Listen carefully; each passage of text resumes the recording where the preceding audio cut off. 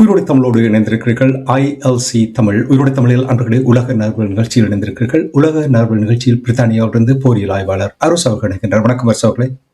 வணக்கம் தான். அனைத்துலக உயிரோடை தமிழர்களுக்கு அன்பு வணக்கம். உங்களுக்கு வணக்கத்தை தெரிவித்துக் கொண்டு ஈரான், அமெரிக்கா, இஸ்ரேல் போர் தொடர்பாக தொடர்ந்து பார்த்துக் கொண்டு வருகின்றோம். அந்த வகையில் நேற்றைய தினம் 3ஆம் தேதி இரவு ஈரான் தொடர் தாக்குதலை நடத்தி இருக்கின்றது. அந்த தாக்குதலின் பொழுது துபாயில் உள்ள அமெரிக்க தூதுவரம் மீது கூட தாக்குதல் நடத்தியிருப்பதாக கூறப்படுகின்றது. டெலவீவ் மற்றும் ஜெருசலம் அதை குறிவைத்து தாக்குதல்கள் நடைபெற்றுக் கொண்டிருப்பதாக கூறப்படுகின்றது. என்ன நிலவரம் என்றதை கூறுவீர்களா? உண்மைதான். நேற்று இரவு துபாயில் இருக்கின்ற அமெரிக்க தூதரகத்தின் மீது ஷாஹித் 136 ட்ரோன் வந்து வீழ்ந்து வெடித்திருந்தது. அந்த ட்ரோன் வரும்போது நீங்கள் பார்க்கலாம், எந்தவித ஏர் டிஃபென்ஸும் இல்லை, எந்த விதமான துப்பாக்கி சூடுகளும் இல்லை. அது தன் பாட்டுக்கு ஆறுதலா வந்து அதுல விழுந்து வெடித்தது. மக்கள் சுத்தவரன் என்று தொலைபேசிகளில் வீடியோ எடுக்கிற காட்சிகளைத்தான் பார்க்கக்கூடியதாக இருந்தது. வீழ்ந்த சில நிமிடங்களில் மிகப்பெரிய நெருப்பு கோடமும் புகையும் எழுந்து கொண்டிருந்தது. உண்மைதான். என்னென்று சொன்னால், அமெரிக்காவாலோ அல்லது இஸ்ரேலினாலோ அல்லது சவுதி அரேபியாவினாலோ அல்லது UAE-னாலோ எல்லாவற்றையும் பாதுகாக்க முடியாது. எல்லாவற்றுக்கும் அவர்களால் விமான எதிர்ப்பு ஏவுகணைகளை கொண்டு நிறுத்த முடியாது. அந்த அளவு வசதி இல்லை. எல்லைகளை பாதுகாக்க முடியாது விட்டால் உள்ளுக்குள் எந்த ஒரு ஸ்ட்ரக்சரையும் பாதுகாக்க முடியாது. எனவேதான் குவைத்தின் ஒரு பப்ளிகேஷன் போட்டிருக்கிறது. 36 வருடங்களாக நாங்கள் யோசித்தோம் அமெரிக்கா எங்களை பாதுகாக்கிறது என்று. ஆனால் இப்பதான் எங்களுக்கு தெரியுது, நாங்கள்லாம் இந்த 36 வருஷம் அவர்களை பாதுகாத்து வச்சிருந்தோம் என்று இப்பதான் தெரிகிறது என்று குவைத்தின் ஒரு நாளேடு முன்னுக்கு போட்டிருக்கின்றது தலையங்கமாக. அப்படி மத்திய கிழக்கு முழுக்க ஒரு ஃப்ரஸ்ட்ரேஷனான நிலையாக போய்விட்டது. என்றால் இப்ப கிட்டத்தட்ட 4வது நாளாக தாக்குதல் தொடர்ந்து கொண்டுதான் இருக்கின்றது. 72 மணி நேரத்துக்கு வீழ்ந்து விடும் என்று யோசித்த ஒரு தேசம் இன்றைக்கு 4வது நாளாக தாக்குதலை நடத்தி கொண்டுதான் இருக்கின்றது. ஜெருசலம் மீது இன்று அதிகாலையும் வீழ்ந்து வெடித்துக் கொண்டிருக்கிறது. ரியாத்தில் இருக்கிற அமெரிக்க தளம் திரும்பவும் தாக்கப்பட்டிருக்கின்றது. இன்னும் பல இடங்களில் ரியாத்தில் வீழ்ந்திருக்கின்றது. எல்லாம் அமெரிக்காவுக்கு தொடர்பான நிறுவனங்கள் என்று கூறுகிறார்கள். பக்தாத் ஏர்போர்ட்டுக்கு பக்கத்தில் இருந்த அமெரிக்கா தளம் அடிக்கப்பட்டிருக்கின்றது. எனவே அந்த விமான நிலையமும் மூடப்பட வேண்டிய ஒரு நிலை ஏற்படும். ஈராக்கில் எர்பில் பகுதியில் தொடர்ச்சியாக அந்த தளம் முற்றுமுழுதாக அழிந்து போய்விட்டதாகத்தான் கூறப்படுகின்றது. இப்போது மெல்ல மெல்ல அமெரிக்க ஊடகங்கள் அந்த இழப்புகளை கொண்டு வருகிறார்கள். இப்ப வாஷிங்டன் போஸ்ட் கூறுகிறது, அந்த $1.1 பில்லியன் ரடார் வந்து அழிக்கப்பட்டதை அவர்கள் இப்போது சேட்டலைட் படங்கள் மூலம் போடுகிறார்கள்.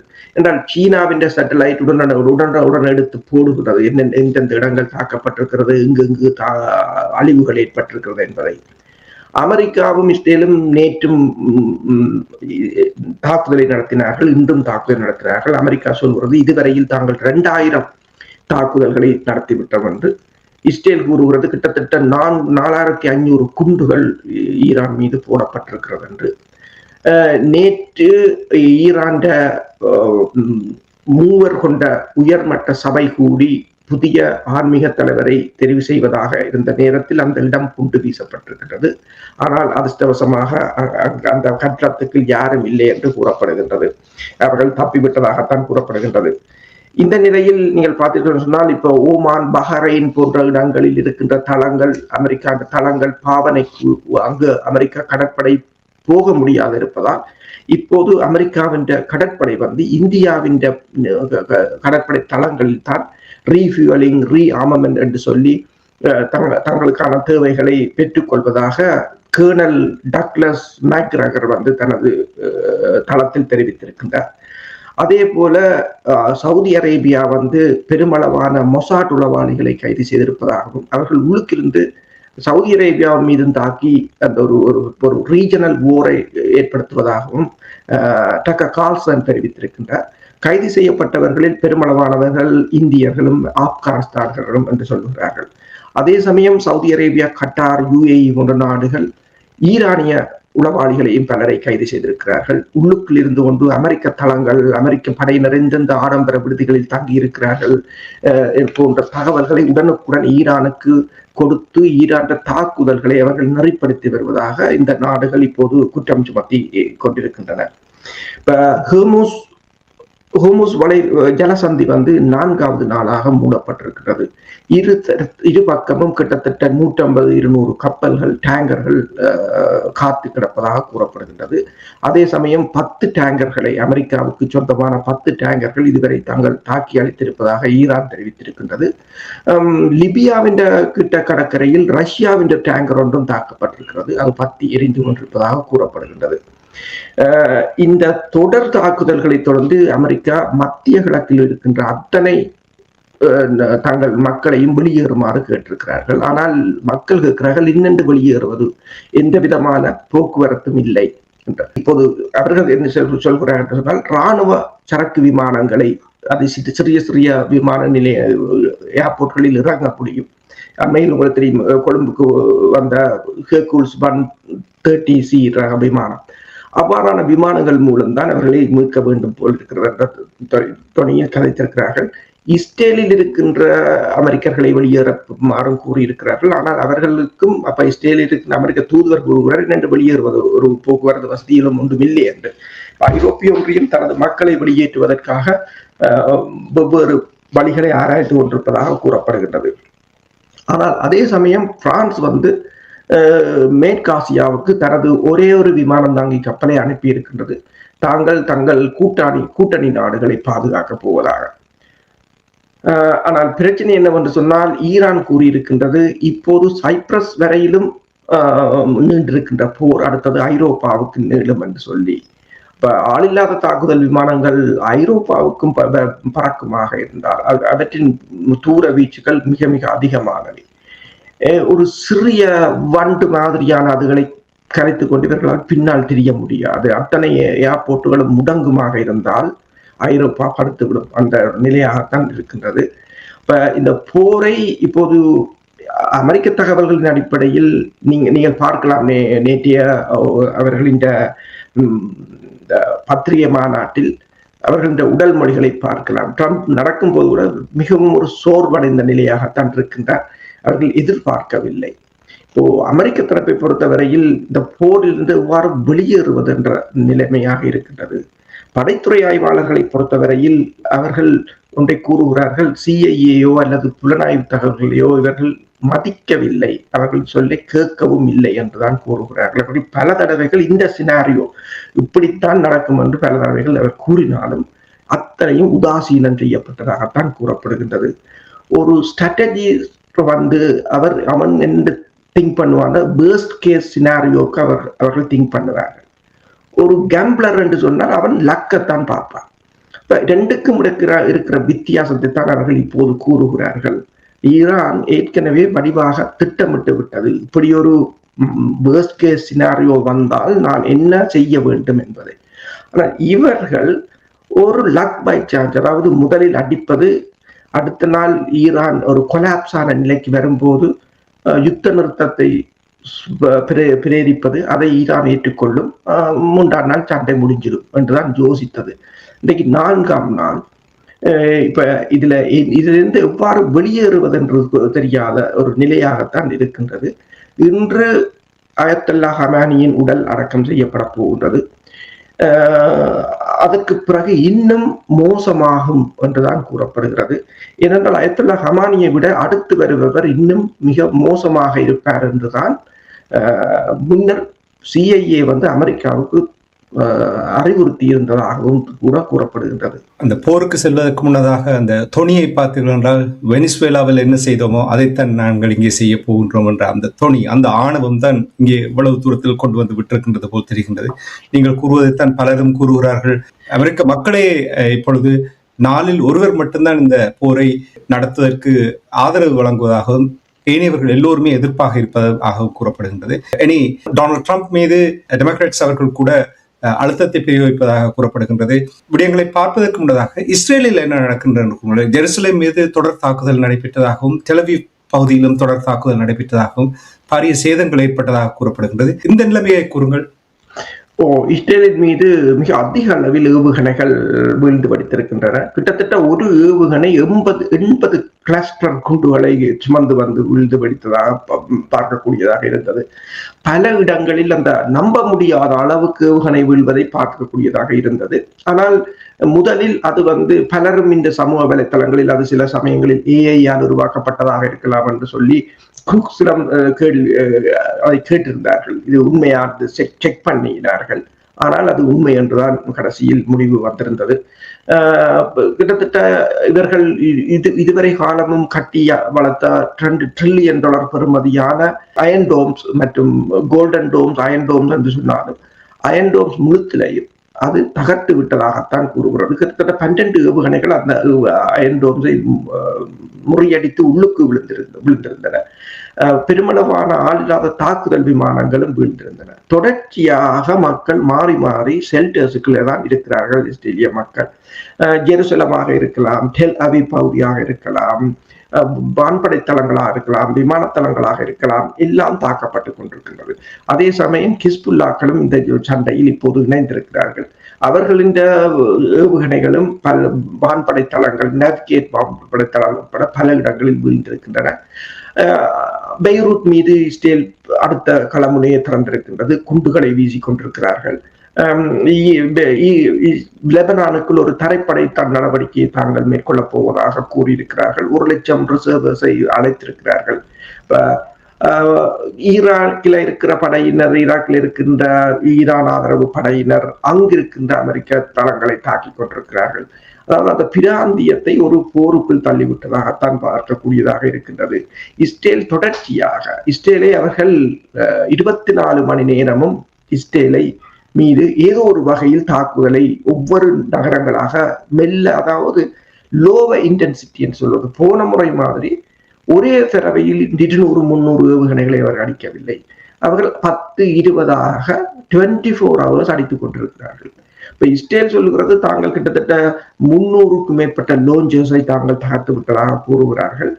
ஆனாலும் ஈரான் தாக்குதல்கள் அந்த பிராந்தியம் முழுக்க ரியாத்தாக இருக்கலாம், பாக்தாத்தாக இருக்கலாம், யுஏஇயாக இருக்கலாம், கட்டாராக இருக்கலாம், ஹோமுஸ் ஜலசந்தியாக இருக்கலாம், எல்லா பிராந்தியத்திலும் தாக்குதல்கள் தொடர்ச்சியாக இடம்பெற்றுக் கொண்டுதான் இருக்கின்றன. இதே நேரத்தில் இமானுவேல் மேக்ரான் அவர்கள் இஸ்ரேல் லெபனான் மீது தாக்குதல் நடத்துவது தொடர்பாக தன்னுடைய எச்சரிக்கையை விடுத்திருக்கின்றார். அது மட்டுமில்லாமல் இஸ்ரேல் கூறுகிறது தரவழி தாக்குதல் நடத்துவதற்கு கூட தயார் பண்ணுவதாக, லெபனான் மீது தாக்குதல் நடத்துவதற்கு தயார் பண்ணுவதாக கூறப்படுகிறது. இதில் எவ்வளவு உண்மை இருக்கிறது? உண்மைதான். லெபனான் மீது ஒரு தரை தாக்குதலுக்கு மக்களை கிட்டத்தட்ட பல லட்சம் மக்கள் வெளியேறி இருக்கிறார்கள். பலர் பக்கத்து நாடுகளுக்கும் சென்றிருக்கிறார்கள். லெபனான் அரசு ஹிஸ்புல்லாக்களை சட்டவிரோதமாக பிரகடனப்படுத்தி இருக்கின்றது. இஸ்ரேல் தாக்குதலை ஆரம்பிக்க போகிறது என்ற காரணத்தால் லெபனான் படையினர் அந்த எல்லை பகுதியில் இருந்து வெளியேறி இருக்கிறார்கள். இஸ்ரேல் ஒரு தரை தாக்குதலை ஆரம்பிக்க போவதாக கூறியிருக்கிறார்கள். அதே சமயம் ஹிஸ்புல்லாக்கள் கூறுகிறார்கள் இஸ்ரேல் எல்லை பகுதியில் இஸ்ரேல் தரை தாக்குதலை ஆரம்பித்திருப்பதாகவும் தாங்கள் மேற்கவாட் டேங்கி ஒன்றை தாக்கி அழித்திருப்பதாகவும் இஸ்ரேல் ஹிஸ்புல்லாக்கள் கூறியிருக்கிறார்கள். நடக்கும் சம்பவங்களை பார்த்தால் இஸ்ரேல் அடுத்த ஒரு களமுனையை திறக்கப் போகிறது. ஆனால் ஹிஸ்புல்லாக்களை பொறுத்தவரையில் அவர்களும் இந்த தாக்குதலுக்கு தங்களை தயார்படுத்தி இருப்பதாகத்தான் கூறப்படுகிறது. ஆனால் இஸ்ரேல் ஹிஸ்புல்லாக்களின் தலைவரை குறிவைத்து தாக்குதல் நடத்தியிருந்தது. ஆனால் அந்த தாக்குதலில் அவர் தப்பிவிட்டதாக கூறப்படுகிறது. பப்ளிக்காக அவர்கள் இப்போ கூறுகிறார்கள், நாங்கள் இந்த தலைவரை, அதாவது ஹிஸ்புல்லாக்களின் தலைவரை அடுத்ததாக தாங்கள் கொல்லுவோம் என்ற துறையில் பேசியிருக்கிறார்கள். இப்ப இஸ்ரேல் மீது ஈரான் மட்டும் தாக்கவில்லை, இப்போது ஹிஸ்புல்லாக்களிடம் இருந்து கூட தாக்குதல்கள் வந்து கொண்டிருக்கின்றன. லெபனான் மீது பறந்த ஆளில்லாத உளவு விமானத்தை தாங்கள் சுட்டு வீழ்த்தியதாக ஹிஸ்புல்லாக்கள் தெரிவித்திருக்கின்றார்கள். அதே சமயம் கிட்டத்தட்ட 29 நவீன உளவு விமானங்களை தாங்கள் சுற்றி வீழ்த்தியிருப்பதாக ஈரானும் தெரிவித்திருக்கின்றது. இப்ப ஈரான் மீது பெருமளவில் இப்போது டொமஹாக் ஏவுகணைகளையும் மற்றது F-22 raptor, F-35 lightning striker போன்ற விமானங்களை தான் பயன்படுத்துகிறார்கள். அண்மையில் 3 F-15 ரக விமானங்கள் வீழ்ந்த பிற்பாடு அமெரிக்காவும் இஸ்ரேலும் மிகவும் அவதானமாகத்தான் தாக்குதலை மேற்கொள்வதாக கூறப்படுகின்றது. இதே நேரத்தில் அமெரிக்கா கூறுகிறது ஈரானுடைய 17 கப்பல்களை அழித்திருப்பதாக கூறுகின்றது. இதில் எவ்வளவு உண்மை இருக்கிறது? உண்மைதான. ஈரான் கடற்படை கப்பல்களில் 17 கப்பல்களை தாங்கள் அளித்திருப்பதாகவும் அதில் ஒரு கப்பல் நீர்மூழ்கி கப்பல் என்றும் கூறப்படுகின்றது. ஈரானிடம் கிட்டத்தட்ட 20 தொடக்கம் 30 நீர்மூழ்கி கப்பல்கள் இருக்கின்றன. சில கப்பல்கள் வடகொரியாவிடமிருந்து வாங்கப்பட்டவை, சில கப்பல்கள் அதை ஆதாரமாக கொண்டு உள்ளூரில் தயாரிக்கப்பட்டவை. அதை விட சிறிய நீர்மூழ்கி கப்பல்களும் இருக்கின்றன. கப்பல் படையை பொறுத்தவரையில் ஈரான் ஒரே ஒரு கரிய கப்பல், அது விமானங்களை சுமந்து செல்லாது ஆள் இல்லாத தாக்குதல் விமானங்களை ஏவக்கூடியது. அந்த கப்பல் ஒரு சரக்கு கப்பலை வாங்கித்தான் அவ்வாறு மாற்றி அமைத்திருந்தார்கள். உங்களுக்கு தெரியும், சீனாவின் விமானம் தாங்கி கப்பல், சீனா முதலில் ஒரு விமானம் தாங்கி கப்பலை உக்ரைனிடமிருந்து வாங்கிய பழைய கப்பலை வைத்து, ரஷ்யாவின் பழைய கப்பலைத்தான் முதல் மாடிஃபை பண்ணியிருந்தது. அதுக்கு பிறகுதான் தாங்கள் செய்தார்கள். அதே போலதான். ஆனால் அந்த சேட்டலைட் படங்களை பார்க்கும் போது 60ஆம் ஆண்டு தயாரிக்கப்பட்டு கைவிடப்பட்ட 2 கப்பல்கள், மற்றது புதிய கப்பல்கள் 2, கிட்டத்தட்ட 6 கப்பல்கள் அளிக்கப்பட்ட தடயங்களைத்தான் பார்க்கக்கூடியதாக இருக்கின்றது. நீர்மூழ்கி கப்பல்கள் கிட்டத்தட்ட 30 இருக்கின்றன, 20 தொடக்கம் 30. அதில் ஒன்று அளிக்கப்பட்டதாக கூறப்பட்டாலும் ஈரான் இதுவரையிலும் எதையும் தெரிவிக்கவில்லை. இப்ப பிரச்சனை என்னவென்று சொன்னால், இந்த ஹோர்முஸ் ஜலசந்தி தான் இப்போது அவர்களுக்குரிய மிகப்பெரிய பிரச்சனையாக இருக்கின்றது. ஜப்பான் கிட்டத்தட்ட 90% எண்ணெயை அங்கிருந்தான் வாங்குகிறது. சீனா 40%, இந்தியா 50% எண்ணெய், சவுத் கொரியா 70% எண்ணெய். இப்ப ஜப்பானிடம் கையிருப்பு கொஞ்சம் கூடுதலாக இருக்கின்றது. 270 நாளைக்கு கையிருப்பு இருக்கிறது அவர்களிடம். சீனாவிடம் 80 நாளைக்கு தான் இருக்கின்றது. தென் கொரியாவிடமும் அவ்வாறுதான் குறைவாகத்தான் இருக்கின்றது. இந்த சண்டை இன்னும் ஒரு மாதம் அல்லது 2-3 மாதம் இழுபட்டால் உலகம் அப்படியே உடைந்து விழுந்துவிடும். இப்ப நேற்று பார்த்தீர்கள் சொன்னால், நேற்றைய பொருளாதாரம் பங்கு சந்தை கூட $1 trillion இழந்திருந்தது. அமெரிக்காவின் பங்கு சந்தைகள், ஐரோப்பாண்ட பங்கு சந்தைகள் என்று. ஆசியாவின் பங்கு சந்தை கொலாப்ஸ் என்று தான் கூறுகிறார்கள். இந்த சந்தையில் எண்ணெய் வயல்கள், பாரசீக வளைகுடாவில் இருக்கின்ற எண்ணெய் வயல் கூட தாக்கப்பட்டிருக்கின்றன. ஓமான் ஒரே ஒரு $50 பில்லியன் பெறுமதியான ஆயில் ஃபெசிலிட்டிஸ் தாக்கப்பட்டிருக்கிறது. ஈரான் தனது எண்ணெய் உற்பத்தியை குறைத்திருக்கின்றது. இப்ப இந்தியாவில் கூட 54 நாளைக்கு தான் இந்தியாவின் கையிருப்பு இருப்பதாக கூறப்படுகின்றது. எண்ணெய் அதாவது ஹோர்முஸ் ஜலசந்தியை திறப்பது இப்போது ட்ரம்ப் கூறியிருக்கின்ற தனது படையினரை கொண்டு, அதாவது கடற்படை கப்பல்கள் அந்த பகுதியால் செல்லுகின்ற கப்பல்களுக்கு எரிபொருட்களை வழங்க, பாதுகாப்பை வழங்க என்று கூறியிருக்கின்றார். ஆனால் பிரச்சனை என்னவென்று சொன்னால், அது ஒரு சிறிய ஜலசந்தி. அதில் கூறுகிறார்கள் என்னென்று சொன்னால், ஒரு 5000 தொடக்கம் 6000 கண்ணி வெடிகள் விதைக்கப்பட்டால் அதற்கு எந்த கப்பல்களும் அங்கு நகர முடியாத மாதிரி முடக்கி விடலாம் என்று கூறுகிறார்கள். ஈரான் நீர்மூழ்கி கப்பல்களோ அந்த கப்பல்கள் இலகுவாக அந்த கண்ணி வெடிகளை விதைத்து விட்டு சென்றுவிடும். அடுத்ததாக அந்த கண்ணிவெடிகளை அகற்றுவது என்று சொன்னால் சர்ஃபஸ் வெசல்ஸ் தான் தேவை. அடுத்ததாக ஒரு டேங்கர் என்ற பெறுமதி, ஒரு டேங்கர் $75 மில்லியன், அதுல கிட்டத்தட்ட $2 மில்லியன் பேரல்களை காவி செல்லலாம்.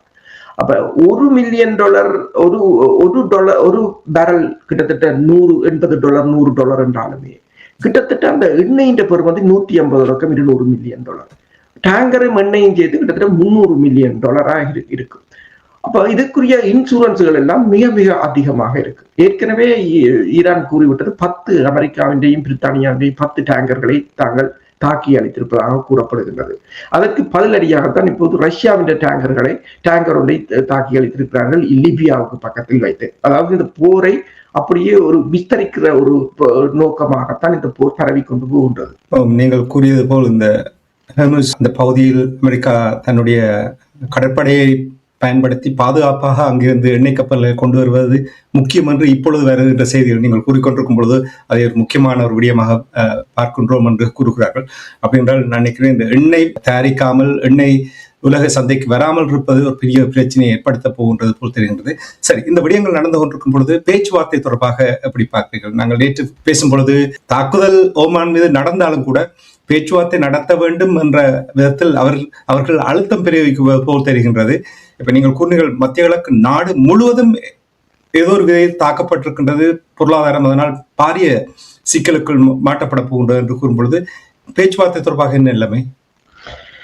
அதான் பேச்சுவார்த்தைக்கு போர் நிறுத்தத்துக்கு அமெரிக்கா விடுத்த அழைப்பை ஈரான் நிராகரித்து விட்டது. அதுதான் மிகப்பெரிய ஒரு பின்னடைவாக கருதுகிறார்கள். ஈரான் பப்ளிக்காகவே பொது வழியில் அதை நிராகரித்திருப்பது எல்லோருக்கும் ஒரு மிகப்பெரிய ஒரு ஆச்சரியம் மட்டுமல்ல, இந்த படை நடவடிக்கை ஒரு தோல்வியை நோக்கி செல்வதாக கூறப்படுகின்றது. இப்போது 3 சினாரியோ தான் இங்கு பாசிபிள் என்று கூறுகிறார்கள். ஒன்று, சீனாவோ அல்லது ரஷ்யாவினோ அல்லது ஓமானுடனோ இணைந்து ஒரு பேச்சுவார்த்தையை அமெரிக்கா கொண்டு இருதரப்பும் வெற்றி ஈட்டியதாக, அதாவது ட்ரம்ப் கூறலாம் நான் ஹமானியை கொன்று விட்டேன் என்று, ஈரான் சொல்லலாம் நான் வளைகுடா நாட்டையே அதிர வைத்தேன் என்று சொல்லி, அப்ப 2 பேரும் வெற்றியை கொண்டாடி ஒரு முடிவுக்கு வரலாம். இது முதலாவது சினாரியோ, முதலாவது நிகழ்வு. இரண்டாவது, இனிமேல் அதாவது ரீஅலைன்மெண்ட் என்று சொல்றது, ரீஜனல் ரீஅலைன்மெண்ட் என்று சொன்னால், அந்த பிராந்தியத்தில் இருக்கின்ற இந்த நாடுகள் இனி ரஷ்யா, சீனா, இந்தியா போன்ற நாடுகளுடன் இணைந்து அமெரிக்கா அவர்களை முற்றுமுழுதாக தங்கி நில்லாமல் அவர்களை அங்கு இருக்க விட்டு, ஆனால் அவர்களிடம் தங்கி நிற்காமல் ஏனைய நாடுகளுடன் தமது பாதுகாப்பை உறுதிப்படுத்தி அயல் நாடுகளுடன் நட்பாக இருக்க பழகுவது. அதாவது அமெரிக்காவை நம்பி ஈரானுக்கு எதிராக எல்லாம் இனிமேல் கம்பு சுத்த முடியாது என்ற ஒரு 2வது சினாரியோவை கூறுகிறார்கள். 3வது, அது வேர்ஸ்ட் கேஸ். இது மேலும் பரவலடையலாம். இந்த மோதல் மேலும் இது எல்லா நாடுகளுக்கும் பரவி பல நாடுகள் அதில் இன்வால்வ் ஆகி ஈவன் ஐரோப்பாவுக்கு கூட பரவி ஒரு குளோபல் ஓர்டர் ரீஷேப் ஆகலாம். திருப்பி இந்த தற்போதைய உலக ஒழுங்கு அப்படியே மாறி போகலாம். அதைத்தான் குவைத்தின் நாளேடும் கூறியிருந்தது. இதுவரை காலமும் நாங்கள் என்ன யோசித்தோம், அமெரிக்கா எங்களை பாதுகாக்கிறது 36 வருடமா. ஆனால் இப்பதான் தெரிகிறது நாங்கள்லாம் அவங்களை பாதுகாத்து வச்சிருந்தோம். ஏனென்றால் அங்க தளங்கள்ல இருந்து ஒருத்தரும் இல்லை, எல்லாரும் ஓடிட்டாங்க. எல்லாரும் ஓடிப்போ எங்கண்டா ஹோட்டல் வழியா அங்கே தான் இருக்கிறார்கள். மற்றது இப்ப பலர் கேட்கிறார்கள், 200 விமானங்கள் ஹமானியை அடிக்கும் போது உங்களோட புலனாய்வு தகவல், உங்களோட ரடார்கள் எல்லாம் ஏன் காணவில்லை என்று கேட்கிறார். ஆனால் சிலர் அதையே திருப்பி கேட்கிறார்கள். அமெரிக்காவின் பிரதான 5வது கடற்படை தளம் அதுதான் சென்ட்ரல் கமாண்ட். அதில் இருக்கிறது பிரதான ரடார் தான் $1.1 பில்லியன் பெறுமதியான ரடார். அந்த பிரதேசம் முழுத்தலுக்கும் அதுதான் மெயின் ரடார். கிட்டத்தட்ட 5000 கிலோமீட்டர் சுற்றளவை கண்காணிக்கும். அப்ப ஈரான் விமானம் அடிச்சது என்னென்று அந்த ரடார் கண்டுபிடிக்க போனது.